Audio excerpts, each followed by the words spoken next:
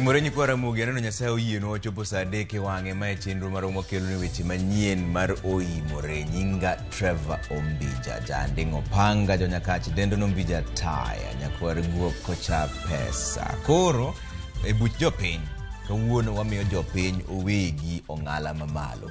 Wadhi miyogi microphone mondo ginyiswa pachgi e weche mag ng'anyo. Gineno nang'o ng'anyo biro kelo duoko to de gidwar ni jotelo tim nang'o bang' mano. Mane mbaka mogo gi jopiny mani kuonde mopogore opogore Migori, Nairobi, Mombasa ibiro winjo pachgi e weche mag ng'anyo. Lakini kapok wachopo kanyo magi e weche manyien ma wan-go.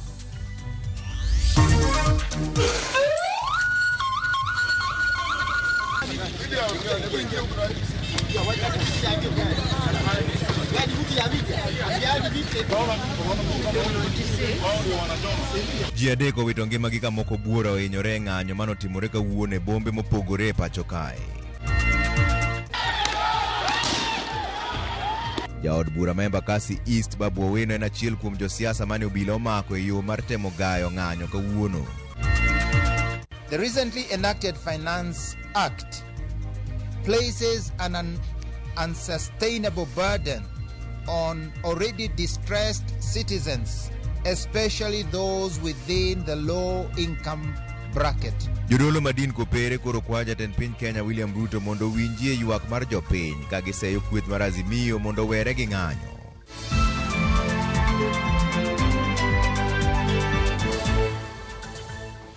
Uru kamana ahinya kuom keto Ramogi TV ka endi jaloko marwa en Belinda Adhiambo. Nyaka sani ji makwan gi romo 6 osetho kaluwore gi ng'anyo manobagi kawuono e pacho kaendi. Bombe mar risasi mar obila ne omaki jong'anyo riwo koda ka Nairobi, Nakuru, Kisumu, Migori kod Makueni bende.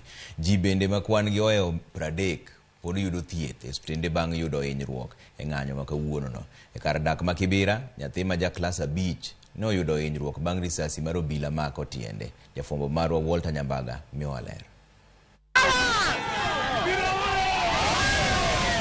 En tielo mar adek mar ng'anyo ma kweth mag Azimio la Umoja One Kenya Alliance ka gisundo godo piny owacho mondo fuong pek mar ngima kod wito oko chik mar osuru mar 2022 2023.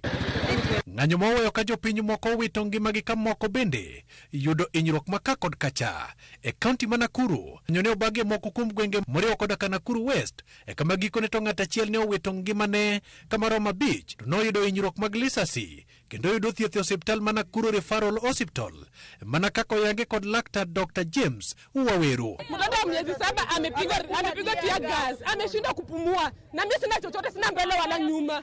Wa mapolisi wanakuja wanapiga tu tear gas kwa plot ndani. Ya nani tunaumia. E kaunti ma Makueni bende ng'at achiel owito ngimane ka obila ng'ule Magina e kinde mag ng'anyo mane oweyo ka boche ochido. E kar thieth ma Migori maromo ji 7 yudo thieth bang' chopo e kar thiethno e kod adhonde mag Magina mane obila okoro kuomgi e kinde ng'anyo tim ma jodak ma Migori ong'ulo ka ndapo goro. E kar chung' od bura ma Mathare bende ji 2 ne obila okelo kod Magina e kendo yudo thieth ka rawera moro bende ne ohinyore e kinde tugni mag ng'anyo ma Mathare. E kar jot ma Kibra ji 2 bende ne oyudo hinyruok e kinde ng'anyo mag sundo piny owacho mondo fuong pek mag ngima. Jang'wen bende oyudo hinyruok mag bunde e kendo oyudo thieth e od thieth ma Bondo County Hospital mana kaka oyange kod OCPD ma Bondo Robert Apoki molero ni magi otimore kinde mag ng'anyo manotimo kachieng' e kind jopiny kod obila. Jaod bura ma Nakuru West Samuel Arama ne oyudore e lot maliet bang' chopo kod mus dola mare mane omanore godo ni odwa rito godo mwandu mage mondo kik jong'anyo donjre godo. En ng'wech mosebedo kind oganda to kod obila ma osebedo ka keyo jogo man kod chenro mar ng'anyo mak mana ni mano osebedo kaluwore e Luanda kama chopo ji 6 osendhi kod obila. Penjo maduong' ni to ng'wech ma bet ka koro bedo matek malich kamane namba 1 kata ng'at moloyo nyalo yudo ang'o. Walter Nyambaga, Ramogi TV, Kibra, Nairobi. Ji makwan gi ohewo 300 osemaki kaluwore gi ng'anyo ma Azimio nobago e pacho kae kawuono. Kwan noriwo jopiny kod jotelo ma omaki e gwenge mopogore opogore. Riwruok mar Azimio oseyo piny owacho kuom mako josiasa kod jotije ogaye mar Azimio men Raila Odinga. Anyuola mar jarit mar Raila Odinga miluongo ni Morris Ogeta owuok oko ka ywago ratiro e wi meko mar Ogeta. Chris Owino miyowa ler.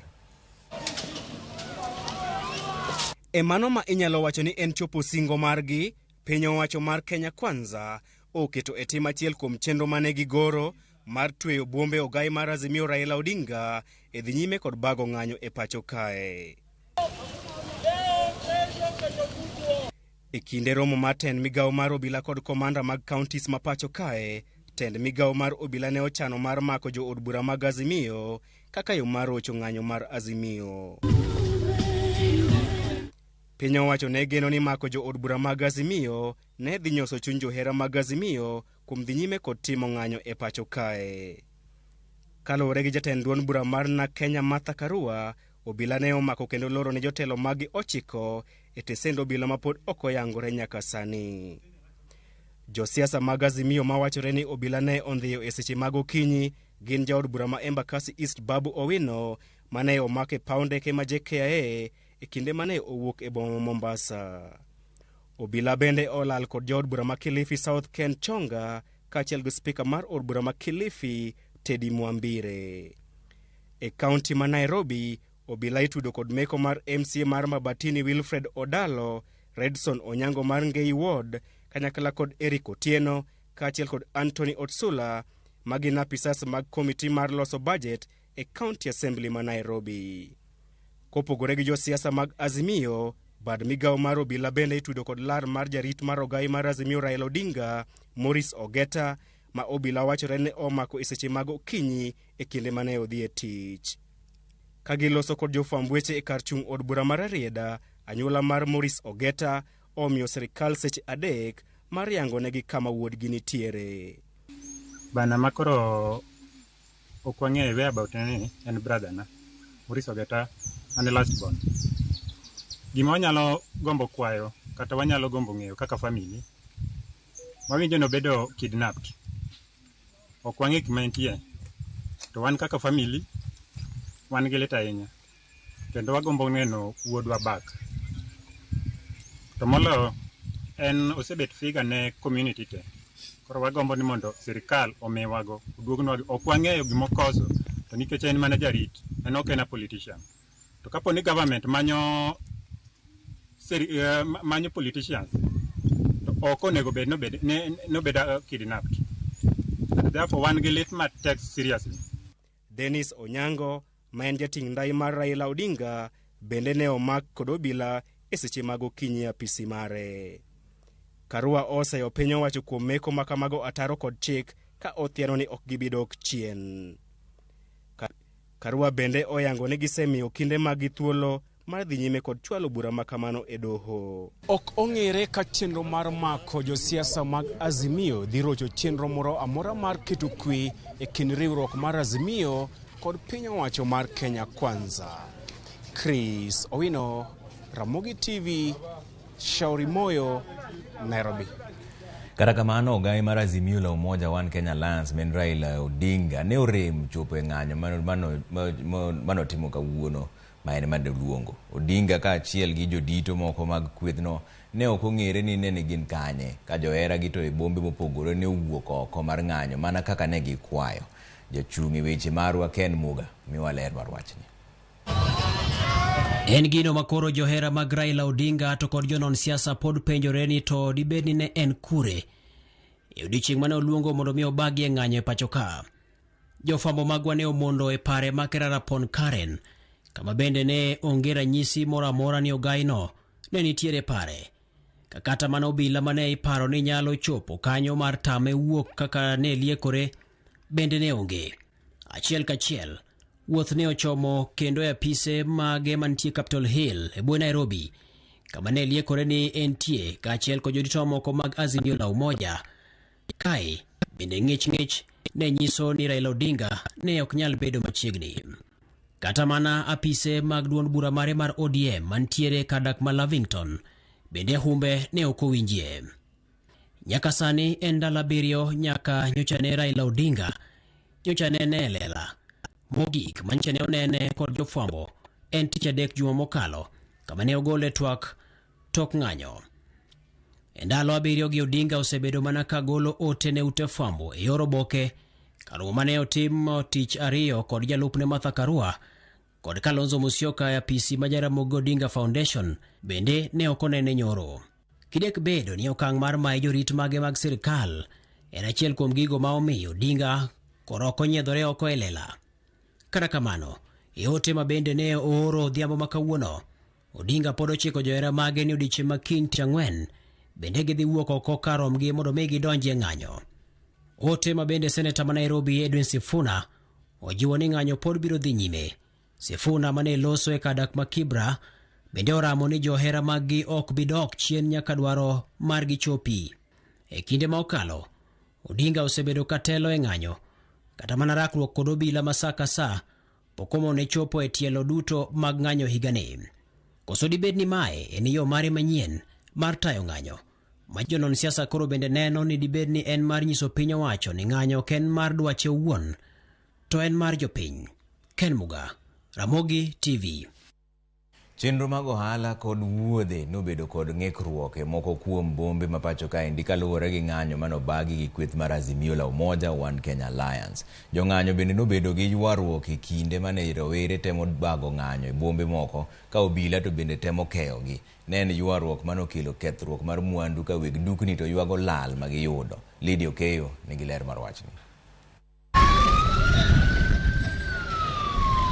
Okinyi mar tich adek, thoth chuny bombe ma pacho ka chalo gunda, ma ok en chieng' yweyo to en tich adek ma oganda winjo bedie tijegi. Kata kamano, ma e chal mar weche.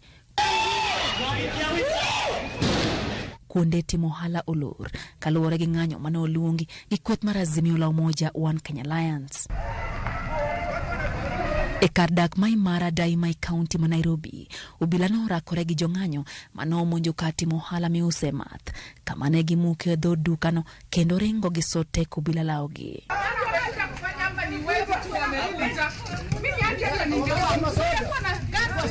E kaunti ma Kisumu, ng'anyo no okelo lal maduong' ka kuonde mag ohala ne olor kochakore okinyi. Mach mano omuoche kar ohala ma Kamas Jua Kali e boma ma Kisumu e sach ng'anyo no bende oweyo jo ohala gi lal. E bombe ma Homa Bay kod Migori, chenro mag ohala no obedo gi ng'ikruok ka oganda no wuok oko kendo riwore e ng'anyo no. Dukni ne ok oyaw e gwenge mane ng'anyo no twere. Ng'anyo be nikech is a democratic right. Bate wakwayo kaka an gi jok mamoko ni wakwayo ni ka gini odhi kama to dhi ketowa kendo ji nyalo donjo e ute ji makwel.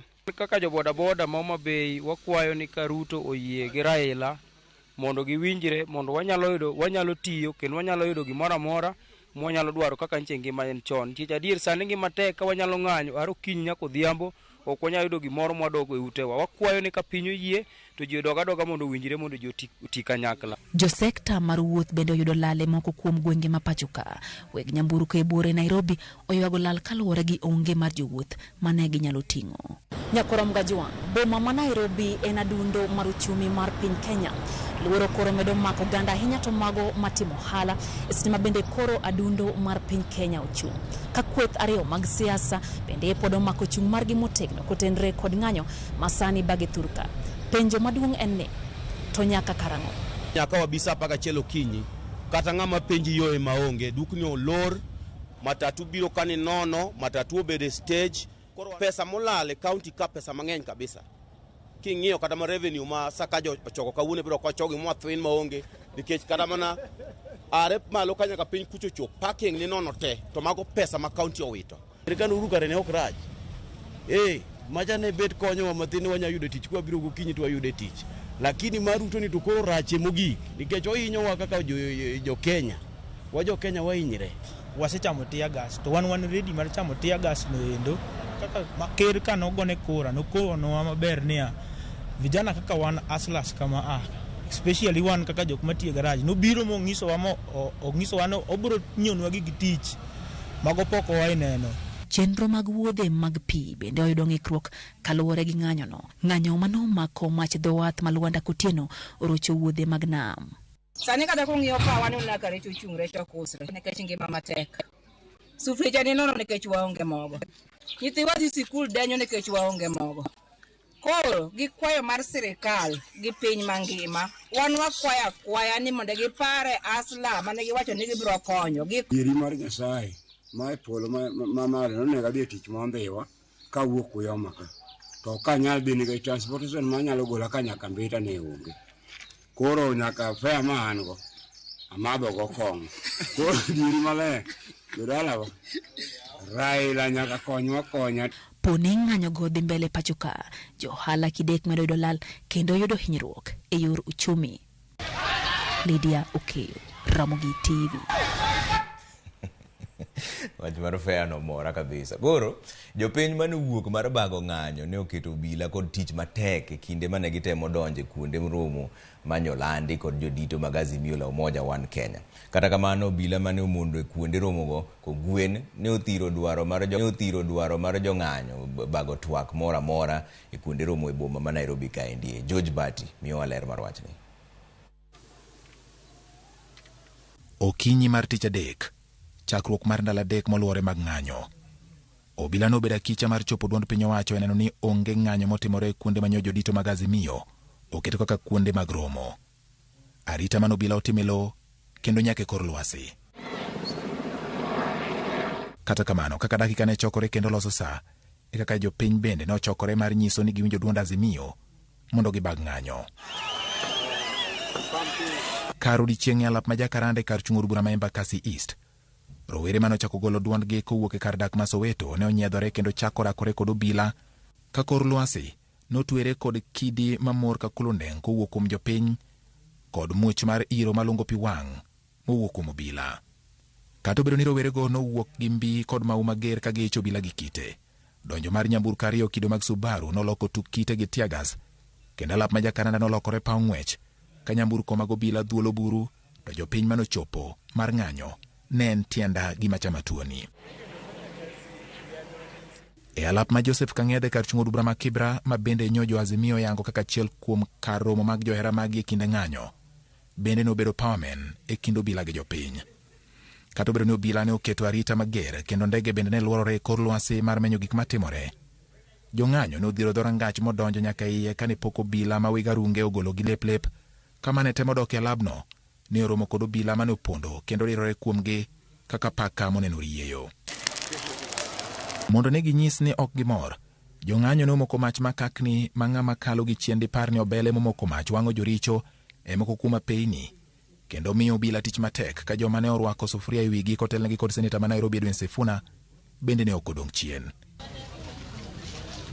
E alap ma Kamkunji mong'ere ahinya e kinde ma Azimio luongo ng'anyo kata romo gi jopiny, onge japiny moro amora mano kete tiende mak mana obila mane chiwo arita kod jofwambo mane menyo chal mar piny e odiechieng' mar ng'anyo.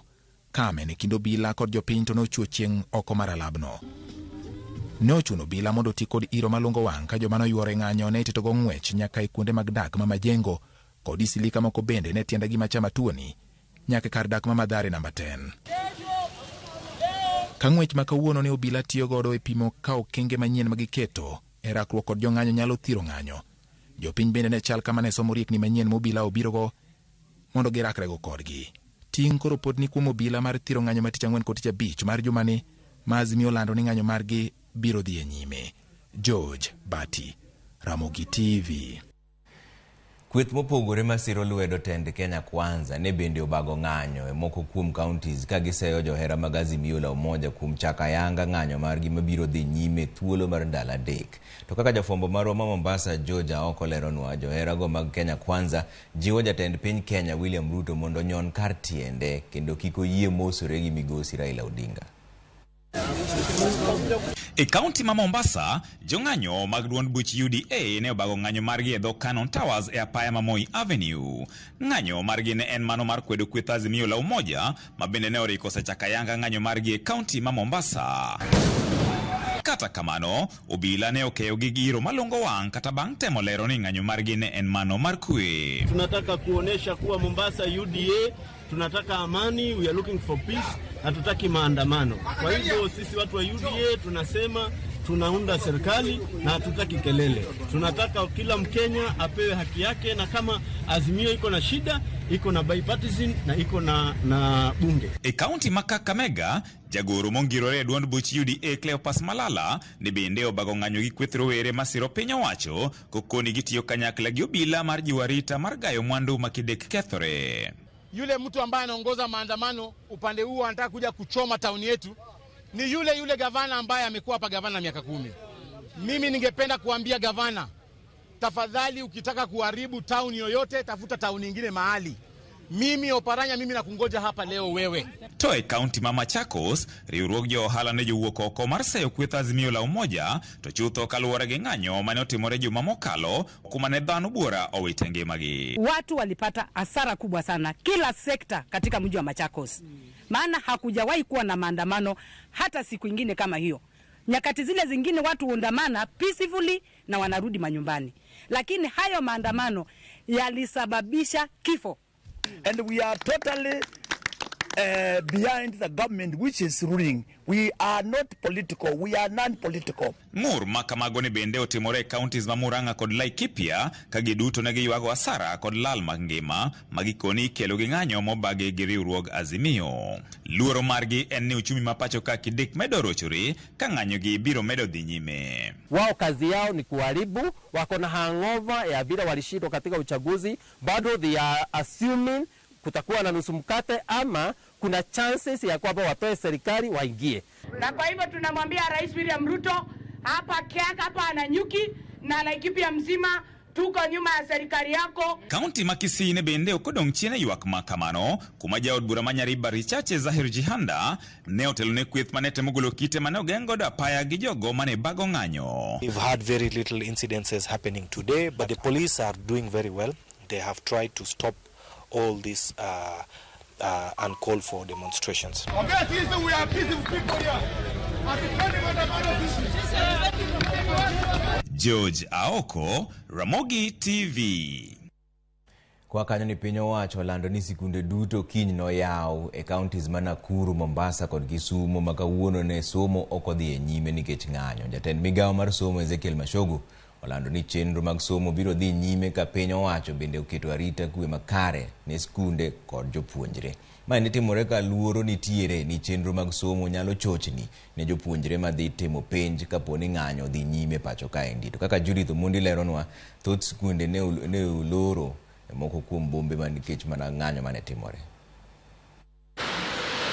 Lipod migawo mar somo mar chungo somo e boma ma Nairobi kod Mombasa chalo ka gima oketie time bombe moko mane okochiwne gi chik. E kaunti ma Kisii, e skund primar ma daraja 2, okinyi ma kawuono ne na dhula ema itugo kod nyithindo e klese. Somo kata kamano, kata jopuonjre ma orwako lep somo ne oko ne ndachgi kata matin. Migori, skund primar ma Sir Johansen, achiel kuom skunde ma juma ma okalo ne oyudo midhiero e kinde ng'anyo, ne olor kendo chuk dare ma odong' ka pangore e laro. Jono mino koni ne gin kod luoro mari yene jopuonjre bedo e skul kaluwore gi liet mane onenore juma ma okalo. Walimwambia wanafunzi wasikuje leo kwa maana ya shauri ya maandamano. Hata polisi wanapiga teargas karibu na shule, kwa mlango ya shule hapo. Juice, teargas ilipita juice. E kaunti ma Nairobi, kwa skul achiel nyaka e moro, mag piny owacho nyaka e mag jigiwegi, gede ne olor ka moko mane wadonjo e igi, to kombe ne ng'iyore kod kuonde ndiko. E skund primar ma Kihumbuini, kama ne mahao jopuonjre 50 oringgo e ute thieth juma ma okalo nikech iro malungo wang' mane odir kuro, itgi ne olirore. Janyuol achiel ma bende na achiel kuom jokanyo mar board mar skundno, koni chunogi mondo migi bed kod nyithindo pacho, mondo migi bed gi arita maber. Serikali ilisema watoto wakuje sure rasti at security iko sawa, alafu tulikuja kuona mambo iligeuka na watoto wetu wakaanza kuadhirika. So far hatukufurahia. That is why tulinotify wazazi, mtoto wake, kila mtoto asijaribu kukanyanga kwa shule. Rudens Musheru koni poni ng'anyo dhi nyime kuom ndalo adek kaka opange kod kweth mar Azimio la Umoja. Somo nyalo bedo kod ng'ikruok ahinya to ne jopuonjre ma klas 8 ma owinjo tim penj maduong' giko higani. Okwayo piny owacho mondo tim winjruok ewi kaka inyalo duok nengo mar ngima piny mondo mi kwe obedie. Atufurahi kosea watoto wetu watarusi. Na hii ndio 8 ya mwisho na hatujui watafanya aje. So mimi kama mzazi ningeomba wakae chini Bwana President na the president of opposition wakae chini waongereshane sana sana, uchumi kirudi tu chini, it is okay. Piny owacho nyolando ni skunde primary kod secondary ma jopuonjre dhie to dok pacho kata day schools e kaunti ma Nairobi kod Mombasa olor kaluwore gi ng'anyo.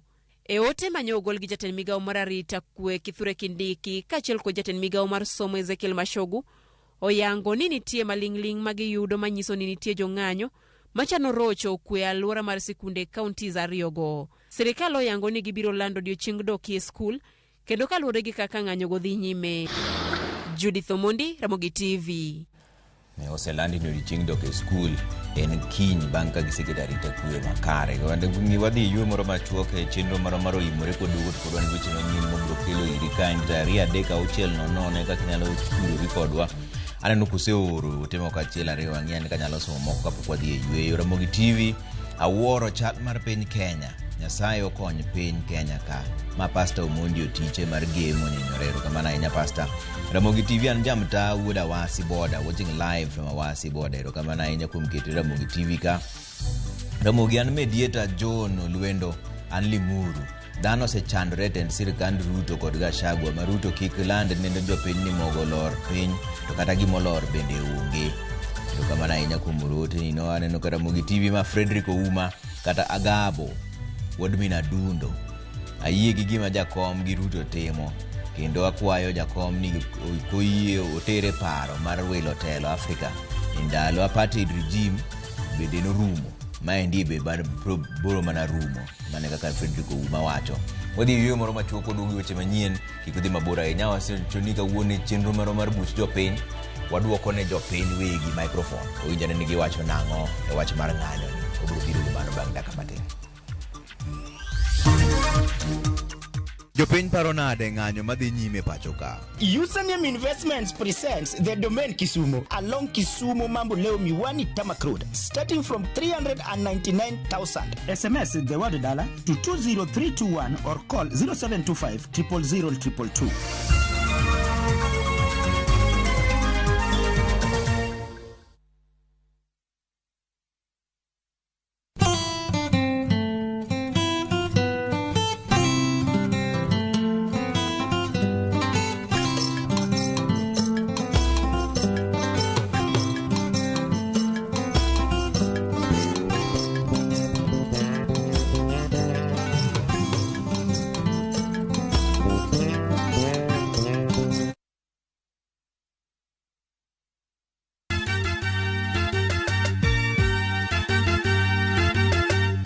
Wabiro kelo pak e nying Jehova. Hallelujah, maler, wamiyo Nyasaye duong'. Ma en Nyasaye manyiso luor. Sabato ka sabato, wabedo gi thuolo maber ahinya mar pako. Kendo lamo Nyasachwa. Tembe mager ka obiro ne gi wende mondo ikonya. Kod wach Nyasaye tamor gi Yesu Kristo ni wuod Nyasaye ni ng'ama oketo geno ne kuome ok nyal lwar be ok nyal neno wich kuot. E Injili ngima ngeso ka ngeso chakre saa 2 okinyi e Ramogi TV.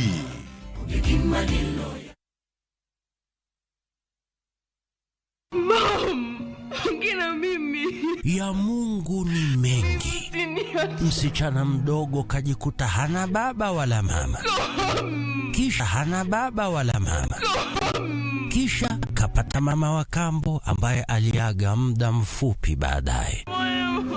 Tajiri mmoja jina William kamchukua kama baba wa kambo na kumlea hadi kakoma. This girl is going to live with us from now on. Ati nini? Shikamoo boss lady. Nashangaa sana venye boss William ameamua kumleta msichana ndani yenu.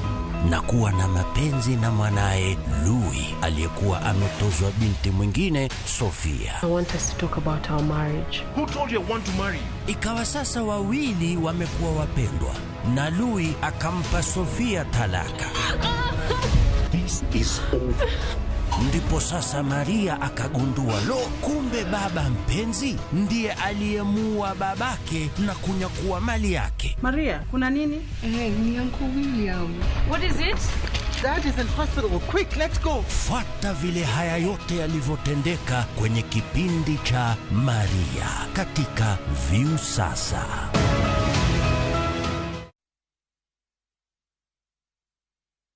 Jijenge na shilingi 1500 guaranteed kila wiki kwa kucheza Kaende Jackpot. Shiriki kwa kutumia 50 bob pekee, cheza na Autopic kwa kutuma neno KJP kwa 29063. Not for persons under the age of 18. BCLB number 416.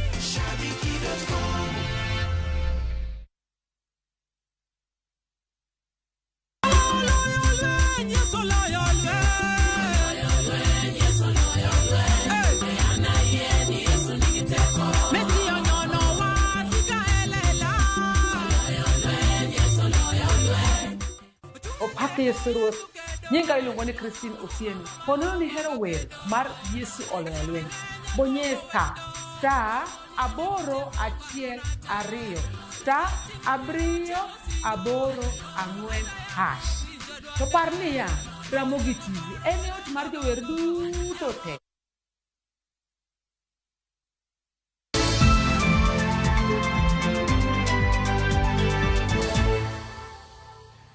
Erokamano kuom keto Ramogi TV kaendi. Wadhiane mbele gi weche manyien. Ni jatend piny Kenya William Ruto chung' kar tiende ni onge mosruok mabiro bedo e kinde kod ogai mar Azimio One Kenya men Raila Odinga, kata obedo ni otemo yiengo kendo soko piny owacho kod weche mag ng'anyo mapile ka pile.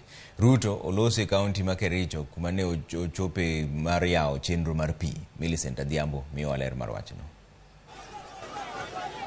Kane oloso e kaunti ma Kericho eseche mane oyawo ayanga chenro mar pi momonyo omenda mar $1.2 million. Ruto okone jo Kenya mondo rit chike mapacho ka kendo ne nigi kwedo weche ng'anyo e yor koko kod kethruok mag mwandu jopiny. We must protect our country. We must protect our democracy by making sure that our politics is devoid of violence or chaos or destruction of private business or destruction of public property. We must protect this country. Na mimi nataka niwaambie, we have absolutely no issue with any constitutional provision on picketing or even on demonstration. But we cannot be a country of chaos. We cannot be a country of violence. And nobody should take advantage of any constitutional provision. Jatend piny kod jalupne Rigathi Gachagua otielo ni koro nyaka obila onene orido arita ne jopiny kod mwandu gi pacho ka manyalo lal e lwet jonjore ma opondo e ng'anyo. And the police must be firm on hooligans, on criminals, on people who want to destroy other people's business. The police have a duty to protect every Kenyan's property and life. Ni kweli ama si kweli? Kwa sababu umetoa hakikisho kwa Wakenya ya kwamba utalinda katiba, utalinda maisha na mali ya Wakenya kwa sababu ulichaguliwa na Wakenya na ulikula kiapo pale Kasarani. Ruto omedo ni piny owacho biro mbeko nengo mag loso chiemo pacho ka kendo lero ni onge chiemo miloso e pinje maoko mabiro chako donjo kendo pacho ka gi yo moro amora.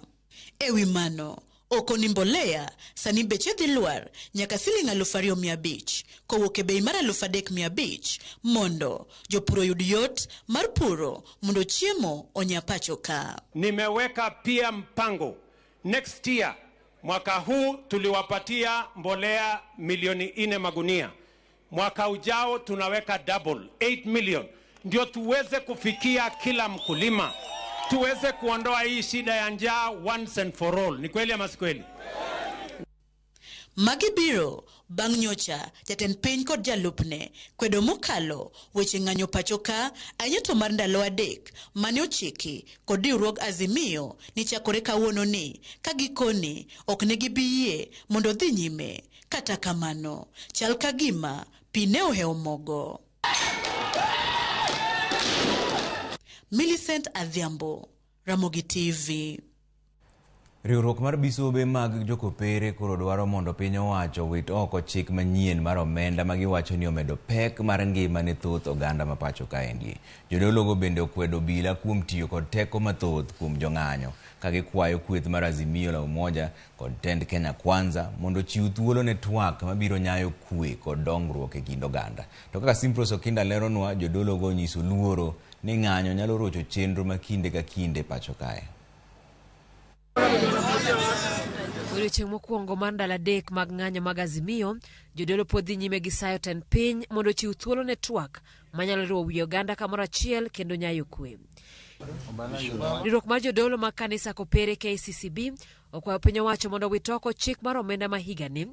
Jodologo wacho ni osuru momedie chik omenda ni omedo sigo ne thoth oganda ma pacho ka. We realize that many are struggling to afford essential goods and services, to secure stable employment, or are facing financial hardships that affect education and healthcare access.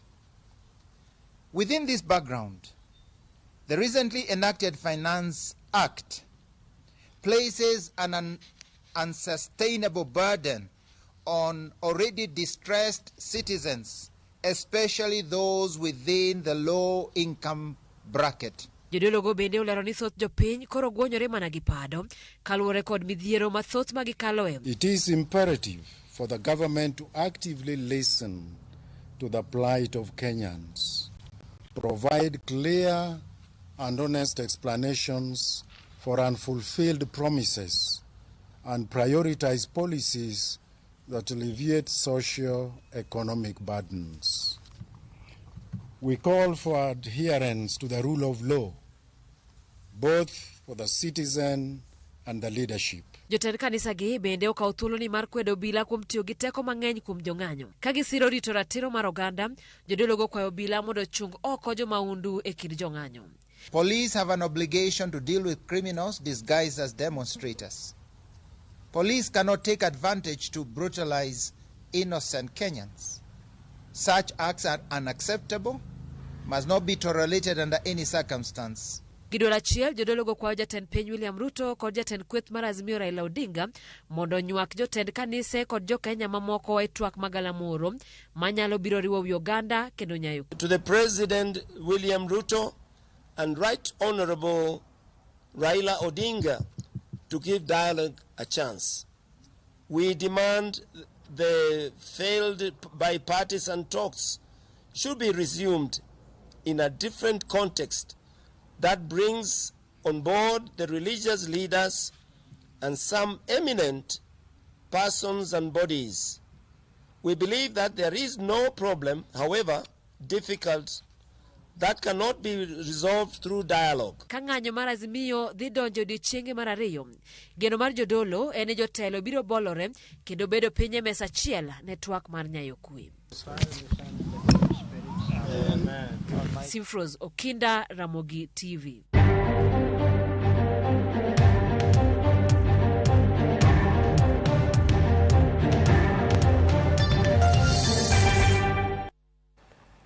Nyikwa Ramogi wacho kawuono ni chenro mar buch jopiny wamiyo jopiny wegi ong'ala mamalo mondo winjane ni gin giwacho nang'o chenro mek ng'anyo makoro nochakore ayanga kawuono. Mae kaka ne giwacho. Ng'anyo ng'eni obedo protected gi katiba. Article 37 wacho ni kila ng'ato nigi right. Kise execute all the avenues, yudo ka avenues go okti to the last resort donje ng'anyo. Koro ng'anyo konyo ga samoro, lakini nitie samoro ng'anyo no kodhi mang'eny to biro hinyo ji. Nikech sani nitie jominego gi obila, nikech jominego go gin president, gin kada ministers, en ng'ato samoro wuok e tich tibayo lisasi no samoro dhi stray bullet dinego ng'ato ma is very innocent. Koro ng'anyo ni we need also wa make sure ni wa operate parameters ma biro konyo kila ng'ato, and especially the small man. Life sani ni malo, kila ng'ato ng'eyo to gino Kenya kende. Kidhi Uganda, kidhi South Africa, nina demonstration South Africa, nina demonstration China, demonstration timre kamora mora. Joma nomi nafas mondo bede tribunal mabedo ka discuss issues mas around watch elections to giwache life kaka koro sani ni malo. Kila ng'ato bed sober. ng'anyo dhi konyo e yo machielo nikech en e duond japiny nikech ka malo kocha malo ok winj japiny to jomotelo kucha be chung'nwa motegno nyaka ang' wadhi mane ng'anyo nyaka mondo giwinj duonda ka gisewinjo duonda to waduogo duoga piny en akoro ng'anyo kik dhi mang'eny ahinya nyalo kelo wich kuot e piny mar adek. Jotendwa mon go sani ker mantie Ruto kod maluoro Raila Odinga onego bed ni gibedo piny to ging'iso yo moriere. En koro shida man go Kenya ka ker ogo kore ker ok ti gi pache mondo kampen go owe pache otiyo gi pach joma chielo. Onego bed ni kisebedi ot to make personal decision mwacho kama koro chopeni ok abi winjo ng'ane ne adwa chomo ng'ani one to one hivi eye and eye kech kwa gore wang' obiro lokre muofu duto. Yo mwanyalo konyore godo ni jatelo mano nyakwa power mobedo go odog piny mondo mi ong'i kaka onyalo luongo baba gibed piny mondo piny odhi mbele nikech kogo kore kaka ogo kore no ok odhi tobwa kaka oparo no. Gaddafi ne go kore to Gaddafi noloso pinye moloso ma piny nolokore kode en oketho piny to pod ogo kore. Koro kopono ogo kore kaka ogo kore no ji dhi nyore te nikech kata en be kik opar ni en kore en safe side apana kanyo kare jopiny koro doga piny mondo mi ji ong'e kaka wuoyo to Kenya odhi mbele nikech Kenya en marwa te. Kogo kore to wuodwa bogo kore to piny dhi kethore to ka piny osekethore ng'ama dhi dong' e piny onge koro dhi telo ne ng'a. Gini maandamano ni en sawa yiego en sawa wabro kedo manyaka wayud gima wadwaro mane gima wahop ni waketo Nyasaye mbele lwenjwa ni wabro goye nyaka giko. Ka gini en gima nyalo bro endelea kadhi nyime konchiel be osabotage nyaka ekonomi mar piny girad mondo gibed piny mondo giyud solution. Ng'anyo bukelo duoko kaluwore kod kaka piny dhi to kaluwore kod kaka uchumi nitie. Ng'anyo nyaka kel duoko nikech mano e gimomiyo jopiny ng'anyo e haki ma margi kata kopo ni ng'ato temo dhiweyagi lakini ng'anyo tema bokelo suluhisho. Inyisane ni dhi timo nang'o ka piny chal kamae usuru idhi golo kanye wananchi idwa chulo jotich sirikal idhi golo pesa kanye nyaka must Ruto bed piny gi Raila luong Raila piny Raila baba idwa rang'o mondo bed piny Raila onyise ni bwana adwaro kama mondo gino timore. Ng'anyo ni nyaka kelnwa lokruok wayie gi ng'anyo baba chung' tir be ng'ato ok nyabuogi. Jotelo ne wakwayo jotelo mokwongo jok manie ground ka gihinyore moko iko bunde moko iko gi arunge moko ni osiptal. Wakwayo ni jok manie ground okony jogo ging'i kaka ginya konyo jogo. Gima daher mondo jotelo otime yor ng'anyo en mana ni mondo miyo wabeduru abeda jok ma kata ka omak jogewa moko gidhi gimany kata kaka gigolonwa jok moko nikech polise be mako jogewa moko bende hinyore ni osiptal. Koro mondo miyo gine kaka ginyalo konyowa nikech wan mane ndara to wan gi kidi to polisi onige bonde. Koro jotendwa gi okonywa e yo mar golo ji jomomake. Kech be negowa ngima osaredore wan kaka wachako ni ok wadog chien Migori kaka kwachakene gima babo wacho ok wanyal kadho ok wadog chien mang'ama ong'e ni ot kech nego obie barabara. Ne wakwayo ni mondo jotelo ariyogi ruedhi ariyo mani malo kaka moting'o baba gi ker William Ruto gibed piny mondo mi giwuo ging'i kaka ginyalo ridonwa ngima piny. Adieri wan ka jobodaboda fueli idhonwa pile bech mogo be ni malo kaka dang' watim onge. Koro momiyo ng'anyo ni wang'anyo mondo mi ng'anyo ni mondo onyanwa olemo moro. Ok wang'any ni wadhaw gi polise to wang'anyo mar kwe kabisa mondo mi onyanwa olemo moro. Kuom mano wakwayo kabisa joma ng'anyo wang'anya gi kwe to jo polise bende we gowa nikech wang'anyo gi kwe ok wang'any ni mondo walawre kodgi. Kuom mano wakwa ker marwa William Ruto gi Honorable Raila Odinga gibed piny mondo gilosnwa ngima moidhoni. Ero uru kamano. Kwayo ni kaka wacho ni ng'anyo ni dhini kata dhi mna higa achiel afadhali ng'anyo ni gwa te Kenya dong ka dhi mbele gi ng'ama nyalo tayo Kenya no gitayo gi garama no dhi mbele. Wan wayie ni ng'anyo ni ok wadog chien bende baba kik mbeknwa go oride de kama wasekech waseng'iyo gi uchumi kata san wadhi nindo kech kiny pod wadhi nindo na kech. Koro ago erokamano ni ng'anyo ni Nyasaye mondo rit ng'anyo ni wambo rito omewa ngima tiendwa bed mayot wamed ringo gila rwakwa ko yieyo kama to ang'eni gikowa ninya kwa bere ni piny oduogonwa piny garama oduogonwa piny mondo Nyasaye bo konywa wayude kaka wanyalo konyore gibed piny gilos wechegi machandogi ni to ka Ruto ok nyal luongo baba ma gibed piny to ng'anyo dhi adhiya mbele wan ka baba wacho ni ng'anyo dhi mbele bed dhi adhiya mbele.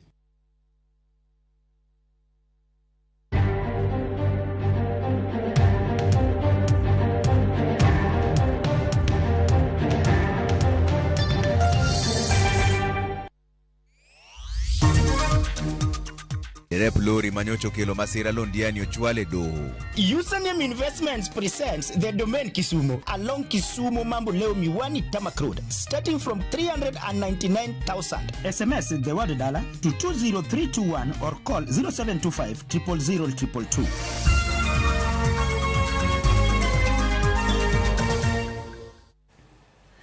Erokamano kuom keto Ramogi TV ka en jopuonjre 138 mag sikund sekondar ma Ikonge Girls e kaunti ma Nyamira ochwale od thieth ka giywago rem mar ich kach kod ambololo.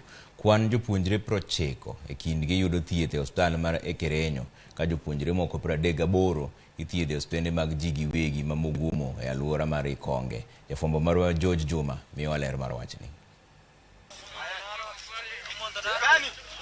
Kaluwore kod lipot mawuok e migao mar thieth e kaunti ma Nyamira, jopuonje manyirigi mag skund sekondar mar Ikonge maromo 138 ma bende pod dhi nyime e yudo thieth ne ywago ich kach kaachiel kod ambululu gino mane omenore kodgi e kuonde thieth e kaunti no ma Nyamira. Jatend migao mar thieth e kaunti ma Nyamira Ombati Mokoa ne owacho ni jopuonje ma 90 yudo thieth e osiptal Huduma Subcounty mar Ekerenyo ka jopuonje mar 38 to dhi kod thieth e osiptal no mar Mugumo. The rest we have agreed as a team that we are going to hold them here so that we wait for the culture results. So right now I can't say where the problem is, but what we think should be is something related to what they ate or what they drank. It's around there. So we have to first know where the problem is. Ombati mabende wacho ni girito duoko mar pim mondo ka ging'e gima ne nyalo kelo tuoni. Wach thoth jopuonjego koro sido fuonruok matin bang' yudo thieth. We have sent a team to school to confirm exactly what the problem is. The students are presenting with low abdominal pain, diarrhea, vomiting. It's a similar presentation across. We've taken their stool and sent it for culture. We have probably 3 to 5 who have not stabilized yet, and we've agreed that we are sending them to Nyamira for further review.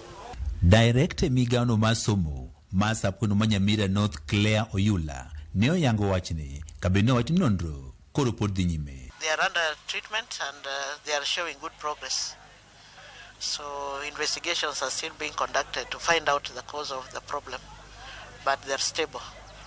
So we are hoping that we'll discharge some of them today, depending on the doctor's advice. Jonyuol mabende luoro ne omako bang' winjo midhiero machal kod mae kendo ne oringo kuondego mag thieth okwayo migao no mar somo kaachiel kod tend sikundno mondo kotim nonro mapiyo piyo. Na tumekuja kwa hospitali, tumethibitisha watoto wamepata nafuu, wamepona. Ile tu mwalimu alituambia ni maji ilikuwa walikunywa maji, walisugu maji haikuwa safi vizuri, haikuwa imepewa dawa.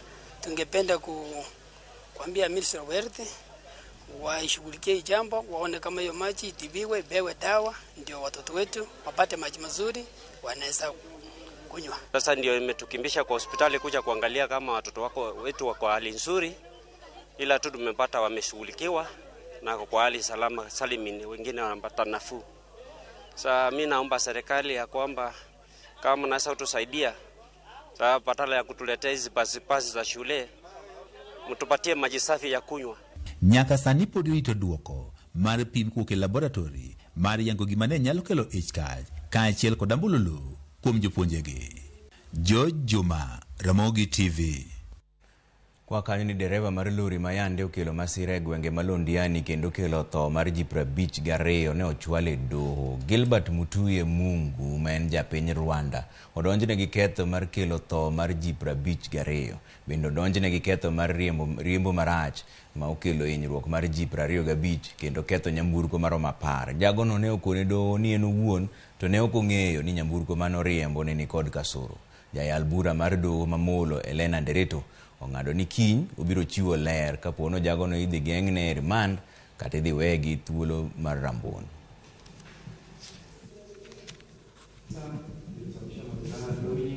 The amount of vehicles expected to be reasonably expected to be on the road had caused the death of 53 persons, being the driver of motor vehicle registration number RAC 164W stroke RL 2379 Mercedes-Benz trailer. That vehicle on a public road without due care and attention and without reasonable consideration to other road users, hence causing an accident that occasioned injuries. Kamenyo weche matudore kod nonro mar Shakahola ringre ji 6 nogol e bungu no kawuono. Maendi chwalo kwan ringre moseyudi e bungu ma Shakahola nyaka 425. Nonro mar DNA osetimne ringre 258 nyaka sani ka kwan jomoseresi e bungu no ochung' e 95. Chenro mar manyo ringre ochungi kuom kinde ka jobiro ikore ne tielo mar 4 mar nono ringre moko mar ji 87.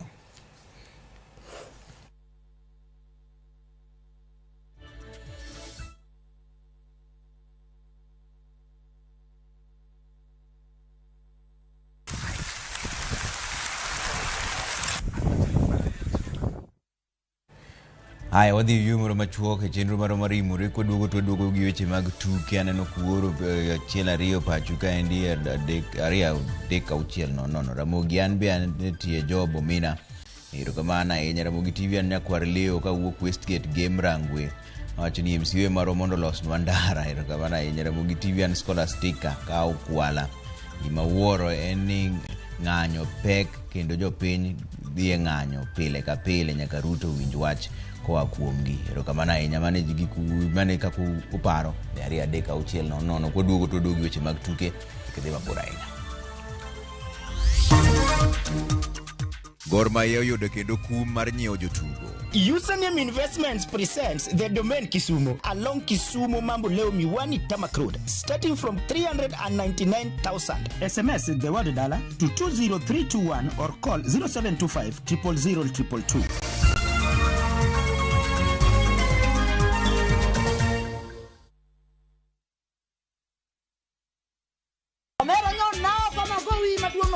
Kanyiero kod mor dhi nyime. Inde mbone nadwa bedo lawyer. Kakoro piene mininde okinya ban. Weche mopondo be medo ng'eyore. Mushene dwa participation ni winjo. Pesa na mise cham.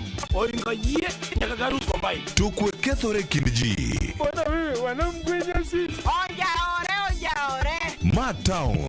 To ng'ato ka ng'ato temo mana tony. Yani mutani sani ji tema pek. Dinga Nyar kochia. Tich abich ka tich abich. Saa 1:45 otieno.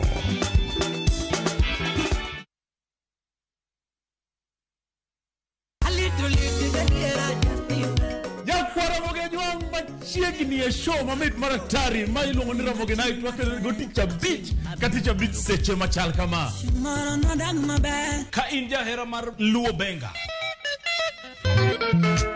kata ajawa wakelo ni ngolo mobedo piny mayueyo mana mo.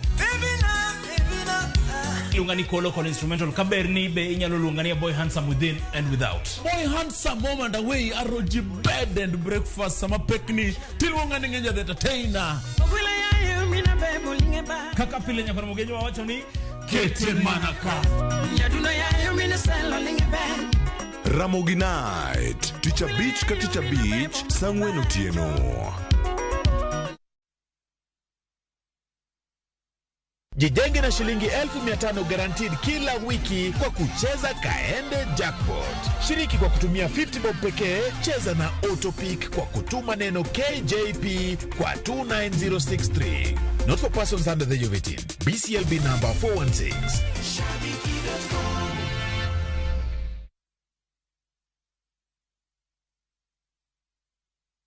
Sasa kwa tao moja tu unaweza pata third party cover for your private motor vehicle valid for 30 days. Say goodbye to expensive motor vehicle insurance. Pata bima kutoka Direct Line Assurance. Kujisajili bonyeza *487#. Weka namba plate ya gari yako, ID namba yako, email address yako na ulipe thao moja tu. And your digital cover will be sent to you instantly. Collect your sticker at your nearest Total service station. Dial *487# upate third party motor insurance valid for 30 days. Pap, ni thao tu.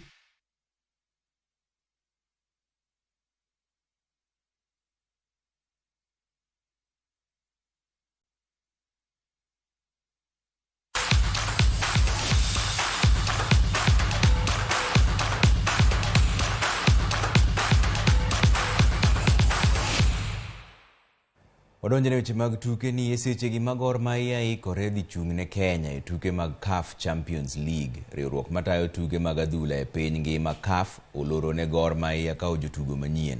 Jakom mar klab no Ambrose Rachier owacho ni jatugo margi machon Jules Ulimwengu emodonjo ne Gor Mahia nyim FIFA kodwaro chudo mage manowuok e Gor kapok ochule. Gor Mahia nyocha oseyawne gi dwe mar 3 higani ka kendo sani ochako lornegi kendo. To kata kamano Rachier wacho ni gitemo kaka ginyalo mar chulo Ulimwengu kapok oromo giko juma manyien mondo giyud thuolo mar ndiko jotugo manyien motelo ne chakruok mar season manyien kod CAF Champions League.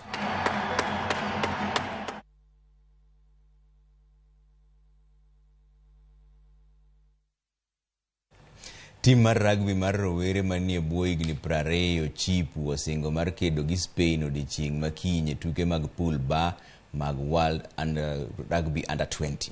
Kocha mar tim no Curtis Aluoch otimo lokruok auchiel ne tim no manolo 35 kuom 24 gi Samoa giko dira mokalo ni kama norwako jatugo ma welo kaka James Olela, George Otieno gi Michael Duor. Achiel kuom jok manoloyo ne Kenya juma mokalo Stanley Shikoli to weyo oko kaluwore gi del malet.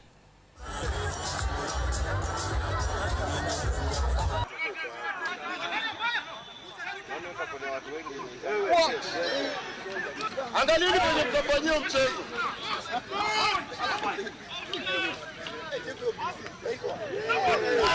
Oh, muda.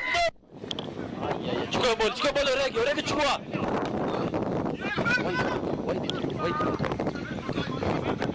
Usicheze na hiyo rakata ujinga.